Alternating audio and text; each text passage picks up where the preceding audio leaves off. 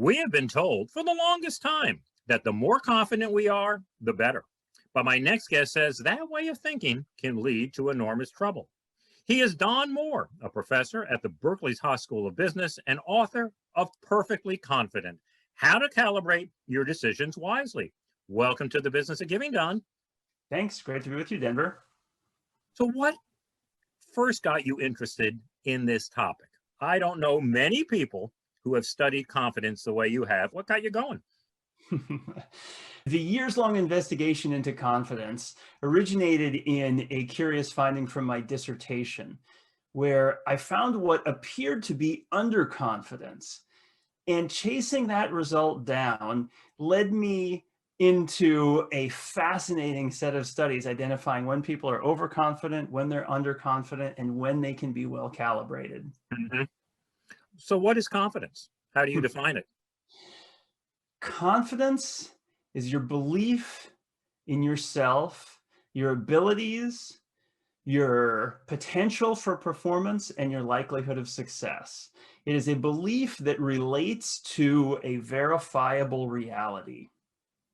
Are people more or less born confident, or do they become that way through their lives? No, my research does not support the idea that some people are confident in all things and some people just lack confidence in all things. That if you measure different sorts of confidence, you'll find inconsistencies within the same person. You measure over time or different domains or ask the question in different ways. And it's not like there's some people who are just confident about everything. There aren't. It varies by person and situation, such that it doesn't make a whole lot of sense to think about some people as consistently confident. Yeah, that's really interesting. So it really is domain dependent, and it is customized to that particular situation. Well, then let me ask you about one generalization that I think a lot of people might have, and that is most men are overconfident and most women are underconfident. Any truth to that at all?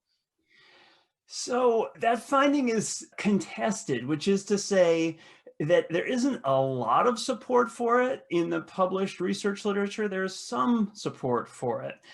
And the support that's out there is, in my view, sort of weak and inconsistent. Notably, it is inconsistent with the stereotype we hold of male and female overconfidence. In this stereotype, men are certain of themselves, right? They mansplain things to women and they refuse to ask for directions because they're so sure of themselves. Well, that's the variety of overconfidence that's been called overprecision, the excessive certainty that your beliefs are accurate or that you know the truth. Mm-hmm. And I know of no credible published finding showing a systematic difference between men and women on overprecision. What differences have been documented in the literature relate to overplacement, that is the excessive belief that you're better than others. Yeah. And even that seems to be sort of domain constrained. It's only true for some domains, and in other domains, women think that they're better than others. So it's complicated. Yeah. I'll tell you one thing, and there's a lot of studies on this, that we all think we're better than others at, is, let's say, driving. You know, 93% of people think they're better than the average driver. And that goes across a lot of domains, like more like, I'm nicer than other people. What's at the root of all that? And how does one sort of correct it and try to put it into, ground zero? Excellent questions. The driving result is most attributable to vagueness in the question. Because everybody gets to decide for themselves what makes a good driver. For my dad, caution was preeminent. He was an exceedingly pathologically cautious driver. My son, on the other hand, sort of the opposite end of the spectrum. Now, each one can be better than the other according to their own idiosyncratic definition. When you clarify what you mean by the question, what does it mean to be a good driver? As in, how many tickets have you received over the last year? Or how often do you exceed the speed limit? Or various specific questions, there the bias goes away very quickly. It's those idiosyncratic perceptions of what it means to be a good driver, or to be smart, or to be funny, that allow each person to define for themselves what it means to be good. Yeah. Well, you take that number down a lot if you asked about parallel parking. I have a hunch. So let's talk about each of these, starting with overconfidence. What are some of the shortcomings associated with somebody being overconfident? Oh man, being overconfident opens you up to making all sorts of dangerous mistakes. Overconfident leaders get their companies into all sorts of trouble. Overconfident investors make reckless choices about what to do with their money. Overconfident rock climbers don't have the longest life expectancies. Being overconfident leads you to take risks that won't turn out well. Mhm. So, what do you do to ratchet it back a little bit? You have a lot of techniques and practices you discuss in the book. Share a few of those with us. Yeah, probably the simplest and most general purpose is to ask yourself why you might be wrong. It's not our default mode of thinking. More often we go through life looking for confirmation of our beliefs or support for the idea that we're good and virtuous and likely to be successful. Instead, ask yourself why you might be wrong. Listen to your critics and think about the mistakes you're likely to be making. Some psychologists talk about this as defensive pessimism. That is, anticipate all the ways that the future could turn out badly, the better able to prepare yourself to encounter those risks and avoid the disastrous results that could occur if you were too confident and therefore didn't prepare enough. Yeah. You talk a little bit about a pre-mortem, right? Talk about that and how that would work. Yeah, the pre-mortem is a useful decision approach that Gary Klein articulated and Daniel Kahneman talked about in his book. It's where you get together, this is usually done in a professional setting, where you're thinking about some important decision, a high stakes acquisition or a new product rollout. And you specifically imagine the project as a disaster, a failure.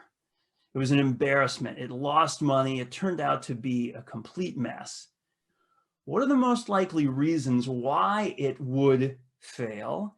And is there anything we can do now to protect ourselves from those risks? If yes, maybe we should place some of those hedging bets.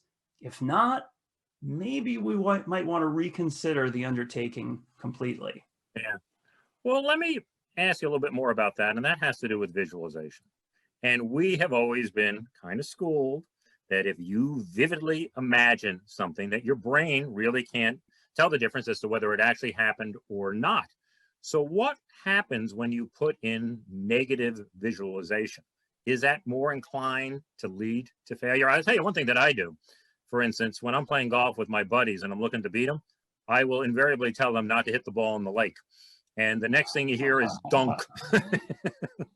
It's an excellent question. So there are some versions of that advice to visualize success that sound a little bit like magical thinking.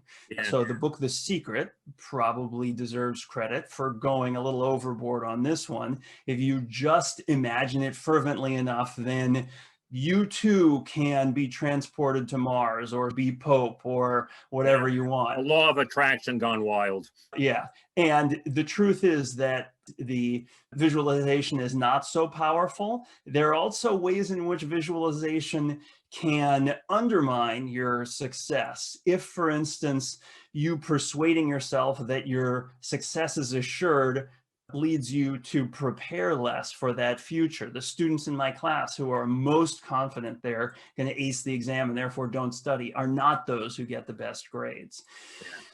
If, on the other hand, what visualization does is clarify for you what it would take to achieve the end state you desire, such that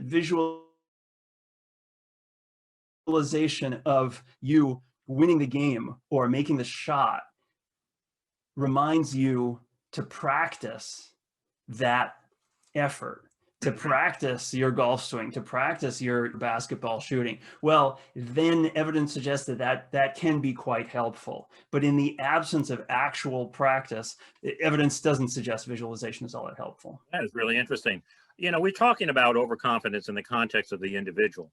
Have you run into, or maybe you could speak about overconfidence in the situation of an organization, or maybe even a country?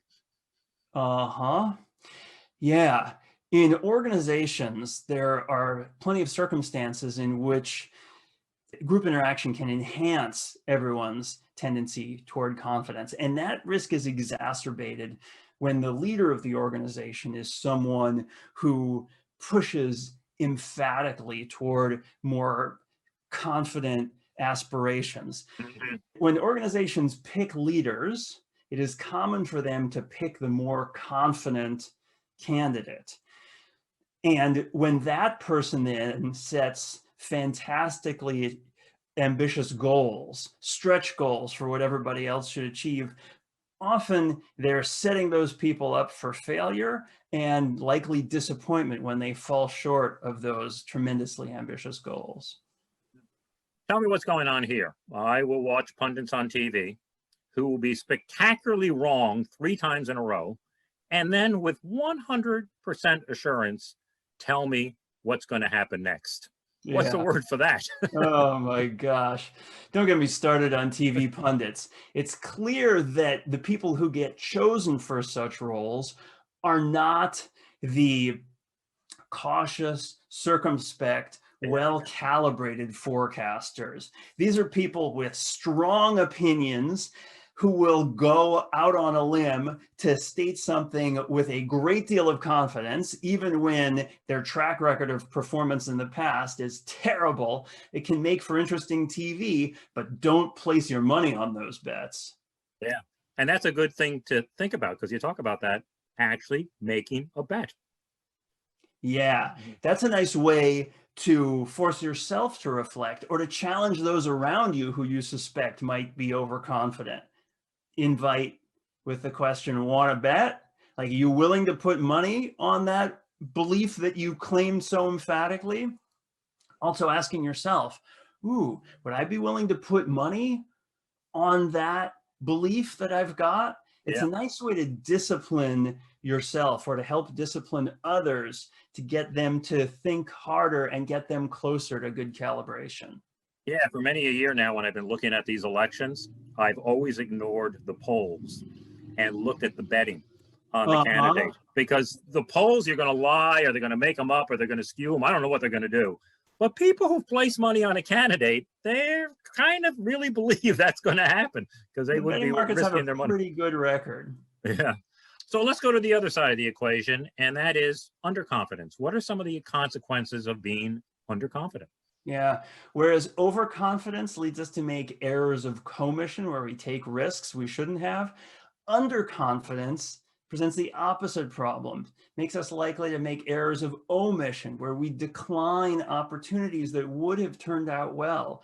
We're scared off by risks that we actually would have overcome. We decline to engage in social situations that come with a little bit of risk, but offer the opportunity of making a new lifetime friend. We are afraid to ask someone out because of the risk of embarrassment. And underconfidence is real. It leads people to shy away from risks where they would have been successful. And it happens in all sorts of circumstances. The imposter syndrome is an example of underconfidence, where capable people wind up thinking that they're not good enough. Yeah. So here I am sitting on the sidelines, watching life pass me by. What can I do if I'm underconfident to get into the game? Yeah. So one way to recover from the imposter syndrome is to help inform yourself of how others have navigated those same challenges. Many people suffer the imposter syndrome when they encounter some difficult situation, a difficult task for the first time, and their own challenges are very salient for them, but others' challenges are invisible to them.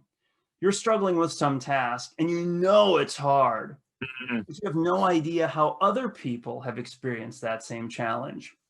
Maybe talking to people who have overcome that challenge, maybe people higher in the organization who had to go through the same sort of difficult path of entry that you're enduring, maybe they could help enlighten you about the challenges that they experienced early on in their careers and how they overcame them, and thereby help calibrate your sense of whether you're good enough. Is there anything you can do for yourself? Let's say I've been trying something and I have failed and I failed and I failed, but I'm going to try it again. how can I get myself at least believing to myself that maybe this time is going to be different if there isn't somebody from the outside to hold my hand and counsel me? Well, so your question presumes that believing you can do it is the right thing. Deluding Well, yourself into thinking you can leap tall buildings in a single bound, nope, that's right. a waste of time. And you shouldn't fool yourself that way. You should persuade yourself that you can achieve what you actually can achieve. How do you figure that out? That can be difficult. You can look to your own prior performance. Maybe there are challenges like this that you've overcome in the past. You can look to other people like you or other examples. If nobody's ever done it, then you better reflect seriously on whether it's possible or whether you're wasting your time. Mhm. That leads to my next question, and that is, can you instill optimism and confidence into a person? Let's say right before a math test, you speak to somebody and say you're going to do great. You speak to another group and say you're going to do badly. What's the impact of that? We have attempted to study that very question. We set out to document the benefits of confidence for performance. We expected to be able to find a benefit of confidence on performance. And in math tests, in trivia quizzes, in boring visual search tasks, in tests of athletic performance, we failed again and again and again to find any effect of confidence on performance. This despite the fact that our participants were sure that confidence would help them. When we told people about the setup, they were ready to bet on the people in whom we had induced confidence, that they would perform better at all these tasks. But no, we could not find any such effect. So do you want to induce confidence in others? I'm not so sure. I think having them believe accurately in their likely performance is a much kinder gift. Now, as a parent, I have struggled to provide that for my children. There are times when every parent sees their kid frightened off, afraid to engage in some activity because they're afraid that they'll fail or they'll embarrass themselves. When you know if only they would give it a shot, they would love it. And I've attempted in those circumstances to encourage my kid to be a little bolder.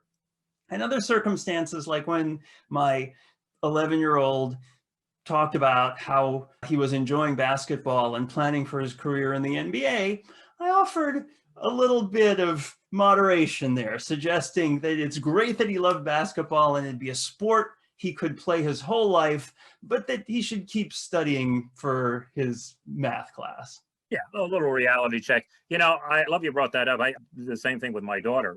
Very, very encouraging parent. But I found that when they were really not good at something, and you told them that in a careful way, that your believability went up 100% for everything else you ever told them.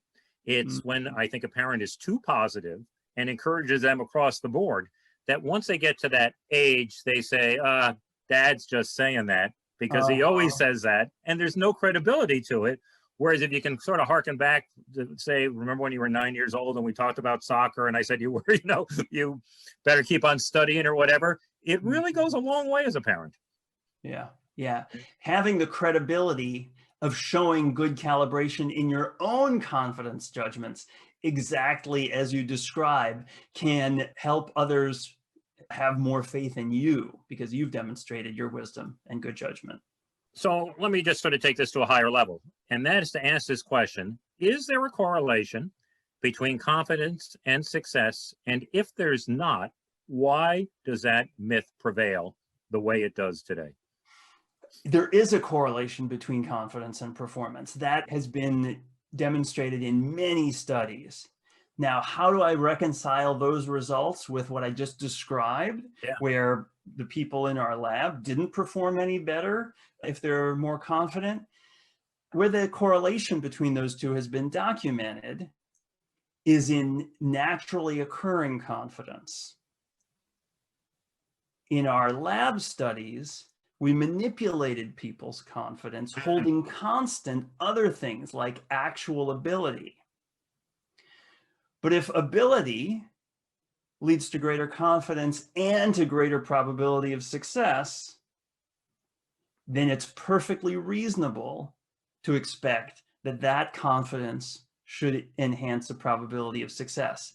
But what those correlational studies can't answer is whether you should want to induce greater confidence in yourself or others, independent of changes in ability, and whether that will lead to success. Our experiments, I think, provide more insight there.